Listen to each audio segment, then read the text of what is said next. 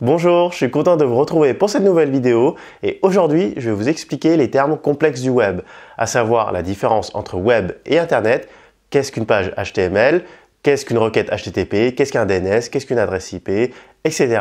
Tout ça c'est maintenant et c'est parti mon cookie. Cookie connecté. Le web est un système permettant l'accès à un ensemble de données, que ce soit sous forme de pages, de textes, d'images ou de vidéos par exemple. Ces données sont reliées entre elles par des liens hypertextes accessibles via le réseau internet. D'où le terme anglais web qui veut dire toile d'araignée. Et son nom complet c'est le World Wide Web ou toile d'araignée mondiale, abrégé WWW. Par abus de langage, on confond souvent les termes web et internet, mais c'est bien deux notions différentes. En gros, Internet est une infrastructure qui permet d'envoyer et de recevoir des données entre les différentes machines. D'ailleurs, Internet est la contraction des termes anglais Interconnected Network ou réseau interconnecté.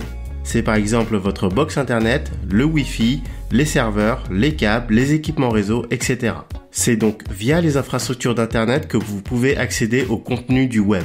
Le web n'est qu'une application accessible via Internet parmi d'autres. Comme autre exemple d'application utilisant Internet, on peut citer le courrier électronique et le partage de fichiers en peer-to-peer.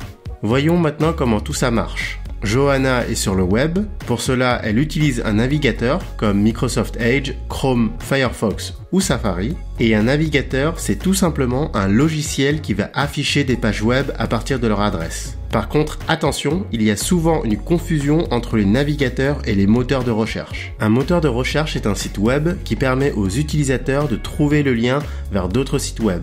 C'est par exemple Google, Bing ou Qwant. La confusion vient du fait que la première page affichée quand vous ouvrez votre navigateur est un moteur de recherche, mais vous pouvez très bien mettre en page d'accueil de votre navigateur n'importe quelle page web. Les deux notions sont complémentaires mais bien différentes. Sans navigateur pour afficher les pages, vous ne pourriez pas afficher votre page web de moteur de recherche. Et sans moteur de recherche, vous devriez vous-même connaître l'adresse exacte du site web depuis votre navigateur. Imaginez que vous voulez acheter une pièce de rechange pour votre vélo. Sur quel site web allez-vous aller précisément? Est-ce que vous connaissez l'adresse web du fabricant? C'est très peu probable. Et c'est en ça que les moteurs de recherche sont utiles. Revenons à Johanna. Elle reçoit une notification par mail pour la prévenir que Cookie Connecté a sorti une nouvelle vidéo. D'ailleurs, faites comme Johanna et abonnez-vous à ma chaîne pour ne rater aucune vidéo. Ce mail contient donc des liens hypertextes.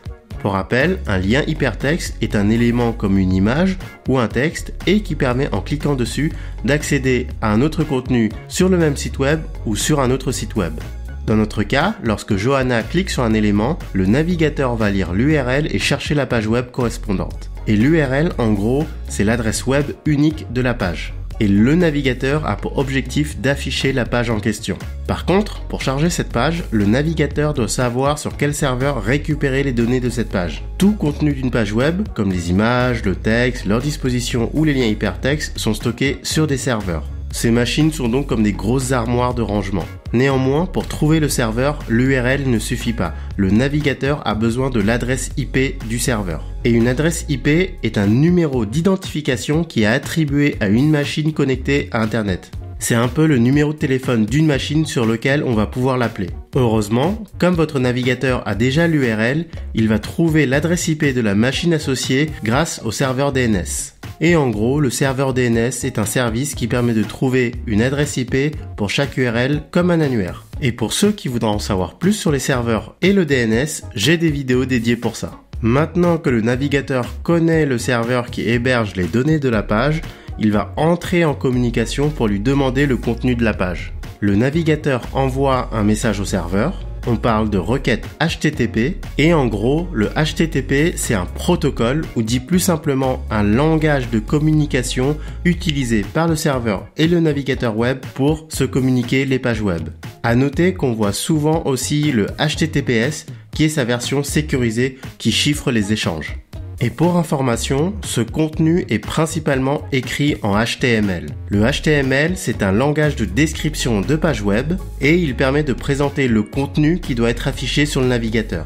Bon, là j'ai simplifié, il y a évidemment plusieurs autres langages et si vous voulez en savoir plus, allez voir ma vidéo dédiée sur le sujet. Le navigateur de Johanna analyse alors le HTML pour mettre la page en forme et affiche le résultat. Et voilà, Johanna peut maintenant regarder la dernière vidéo de Cookie Connecté. Comme c'est beau. Et en plus, elle va mettre un pouce bleu. Une personne bien, cette Johanna. Faites comme Johanna, mettez un pouce bleu et abonnez-vous. Voilà, cette vidéo est finie. J'espère qu'elle vous a plu et j'espère qu'elle vous a aidé. Si c'est le cas, mettez un pouce bleu et comme d'habitude, donnez-moi votre avis dans les commentaires.